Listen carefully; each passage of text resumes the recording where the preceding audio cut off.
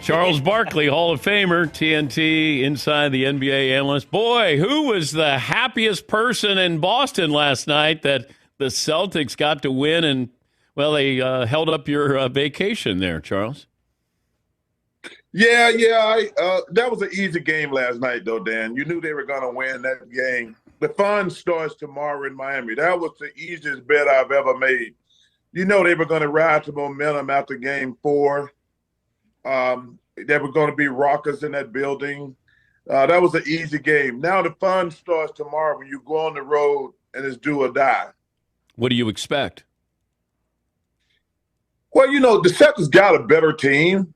I think everybody can see that if they play their best and Miami play their best, they got a better team.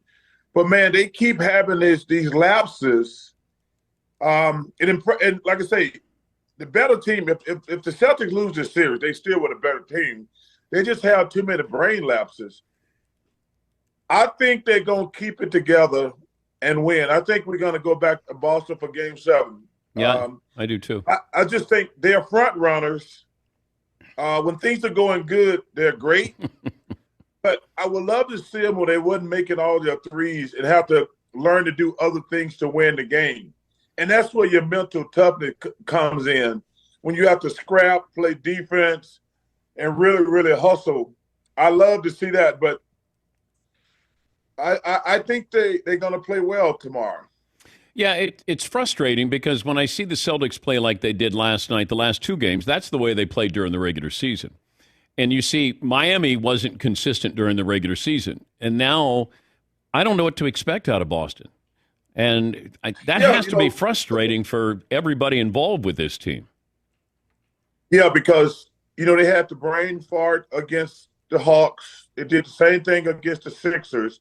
And I was watching TV. 97% of the people picked the Celtics to win. I'm like, yeah, that's a no-brainer. Miami can make it interesting because they play hard, they play smart. Jimmy's terrific, but the Celtics got the best team. And you see the teams, you're like, well, that's why they've been inconsistent all year. But they live and die by the 3. And like I say, if they're making threes, they're going to be tough to beat. But shooting a basketball is the hardest part of the game. And I love to see them not make threes and see how tough they were mentally, because you saw how weak they were mentally in game 3. When they came down and missed like 10 threes in a row and just quit. I actually think that's really the one thing that really hurt the Miami Heat, with Magic Johnson saying they quit, me saying they quit. They had to come out in game 4 and play good, and then they got hot. So that's probably the worst. If they had lost a really competitive game in game 3, I think they would have got swept. But they played so bad in game 3, they had to play for any pride. When you got on the Celtic jersey, and the way they played in game 4, and then I say Jayson got hot in game 4, and it carried over to game 5. Yeah, these teams can shoot themselves back into a game, but also shoot themselves out of a game because everybody's so reliant on the 3. Would you rather have Jayson Tatum or Jimmy Butler as your teammate? Jimmy Butler. I know he's gonna give it to me. He's tough. He got that grit. Jayson Tatum probably is a better player, but if you asking me who I want to go in the foxhole with, it's gonna be Jimmy Butler. But there's a lot of guys who are great players who you're like, I don't want to go in the foxhole with that guy from my generation. But to answer your question, Jayson Tatum's probably a better player, but if I'm going to go to war, I want Jimmy Butler as my sidekick. Talking to Charles Barkley, inside the NBA analyst and, of course, Hall of Famer. Do you think LeBron really feels like now he said he's better than 90 to 95% of the players. So let's say he's better than 95%. So that's a little over 20 guys. Does LeBron think there are 20 guys better than him right now in the NBA? Probably not. When you're a great player like he is, your ego makes you think you're always the best. But first of all, LeBron's not going to retire. No. I was disappointed he brought that up in the Nuggets highlight of their organization. They'd never been to the finals. They had just swept the big bad Lakers. Nobody's giving them any respect. But do you think And he did it strategically, Charles? Because LeBron is yes, very yes, yes, calculated. yes. Because them fools on ESPN were going to talk about it. They still talking about it. It's funny. I actually turned my television off the next day because the first two blocks were all about LeBron instead of what the Denver Nuggets has accomplished. I mean, you think about it. They got a dude on their team who's arguably could have won 3 MVPs in a row, had just swept the big bad Lakers, and they spend the first two blocks talking about if LeBron gonna retire. Yeah, I think he did it intentionally. There's no way he's retiring.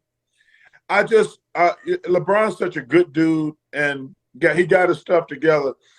I was disappointed he took the shine away from the Nuggets because what they have accomplished, it's crazy, Dan. When the playoffs started, you go back. I mean, how much this thing has changed in 2 weeks. 2 weeks is all we're really talking about. 2 weeks ago, you see Steph Curry put up 50.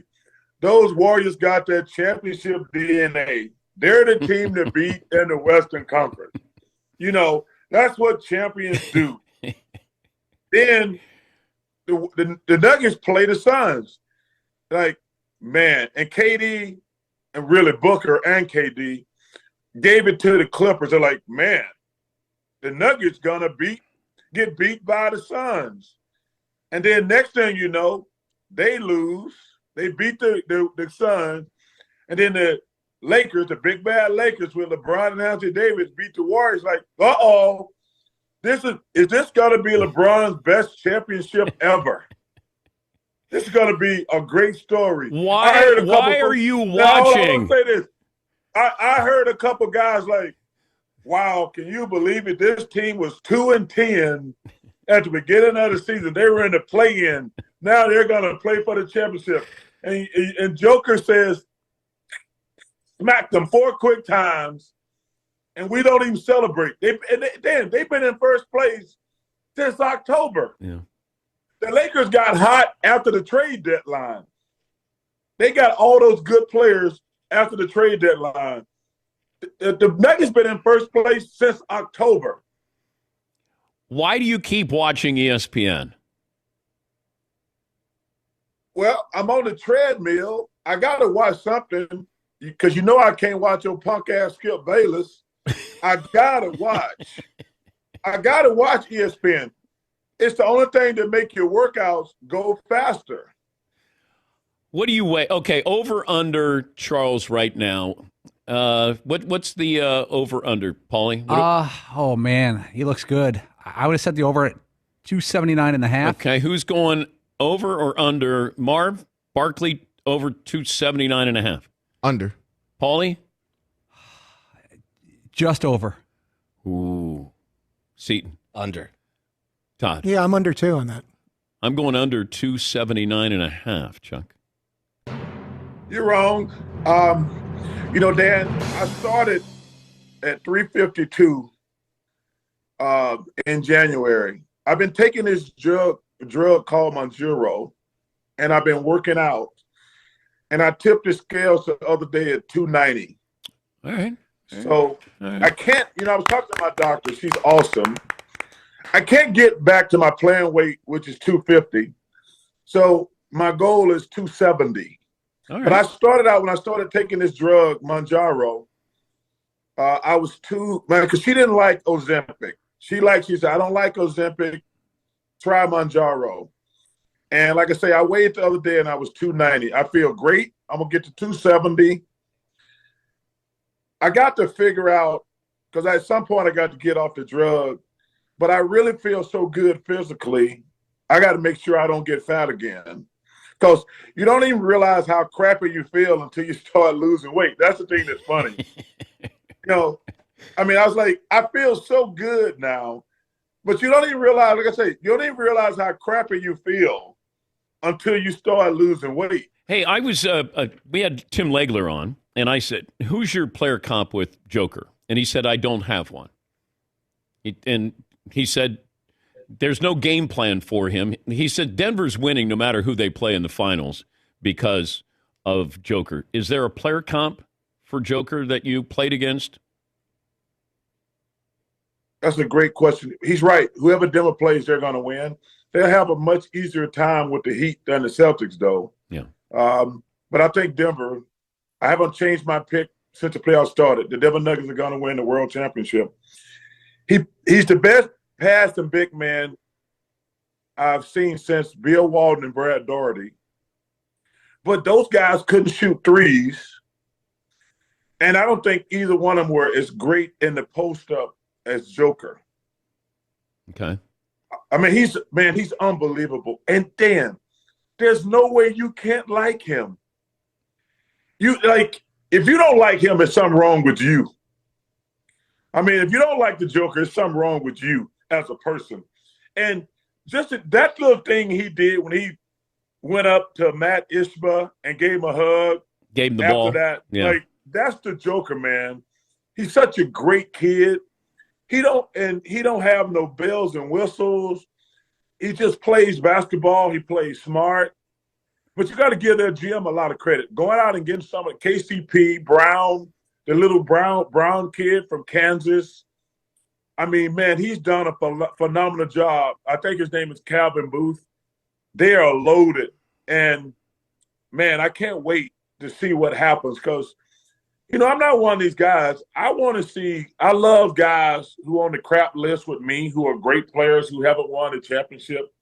I really would love to see Joker win it because he's never going to get his due until he wins the championship. That's just the way this thing works out now. Yeah.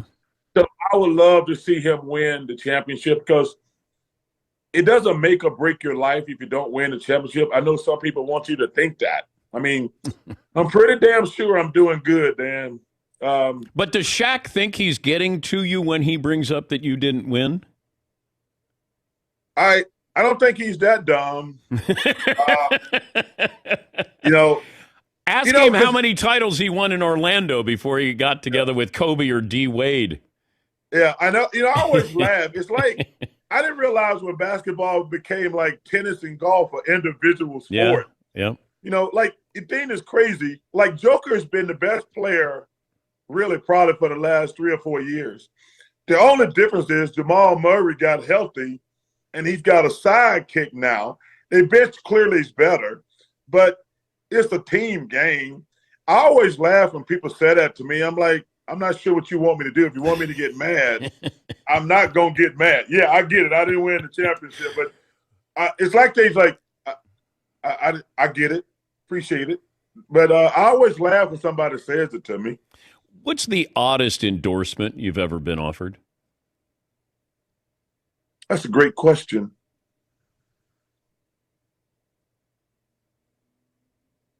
I don't consider – I am very selective because I want to build a partnership. I can't remember the weirdest one, to be honest with you, Dan. But I'm very strategic on the companies I involve myself with. It's something they really have to – I have to really trust them, and they have to help me do things in the community, to be honest with you, because I don't look at – I don't want to just make money. I just think it's important that they help me in the community, especially communities of color and really poverty, because it's more people who are poor than who are black. Because white people, there are a lot of white people out there just as poor as black people. Anybody who wants to level the playing field, they can work with me. Because obviously I'm black and I want to help the black community, but I also want to help poor white people also. They need just as much help because, people always talk about race, but the really big problem is economic opportunities. Before I let you go, Marvin's been playing his playlist for a cookout. And I didn't know if you had a song, like a go-to song that you want played at a cookout. Well, my two favorite groups are the Eagles and Public Enemy. I've seen the Eagles probably 45 to 50 times. Public Enemy is my favorite rap group of all time.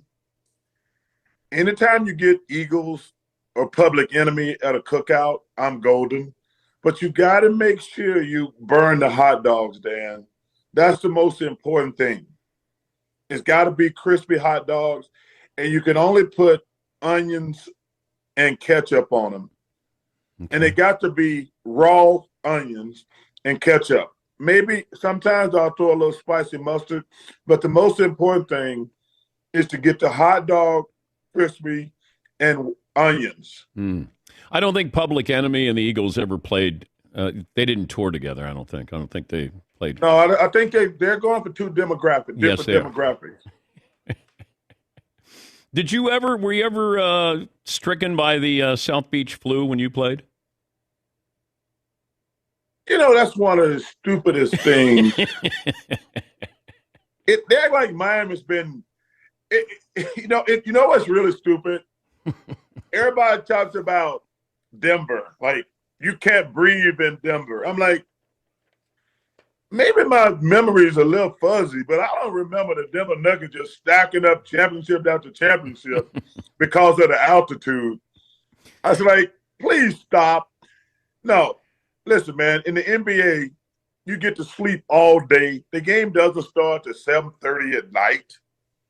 You got plenty of time. The Heat, it's amazing. When they had Dwayne Wade, Alonzo Mourning, and Shaquille, they won the championship. When they had Dwayne Wade, LeBron, and Chris Bosh, they won the championship. What exactly happened those other years when they didn't have those guys? So you never had the South Beach flu. You never went out too late and it hung over the next game. Dan. Yeah. Well, I had a lot more in other states and other cities. Okay, what was your go-to city where you go, this could be a long night?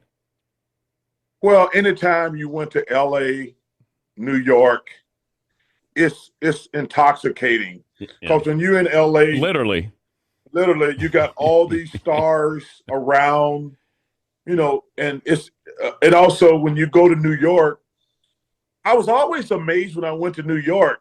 You'd go out, it's 3 or 4 o'clock in the morning, and you're like, don't these people have jobs? I mean, I'm always laughing. And it's like, Dan, it's crazy. There was a place in New York called Butler. We used to drive up on Monday night just to go there. I met Eli there one night for the first time. There was probably 20 stars at the bar, but there was still like hundreds of people. And you say to yourself, well, we're stars and we know who we are. Do these people have jobs?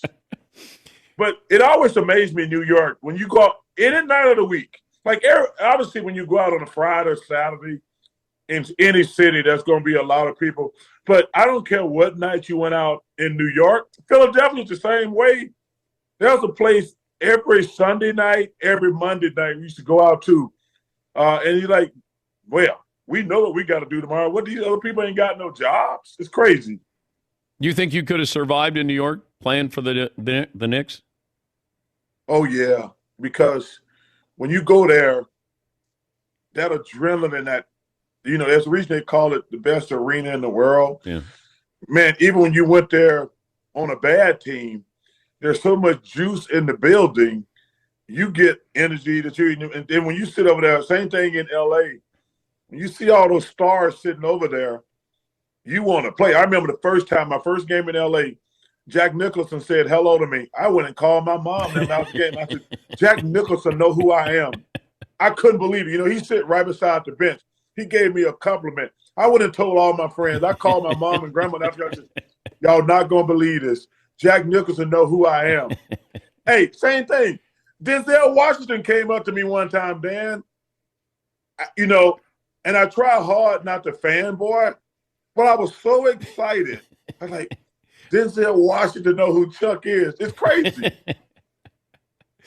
They all know who you are now. Have a great summer. Hopefully you get started soon here.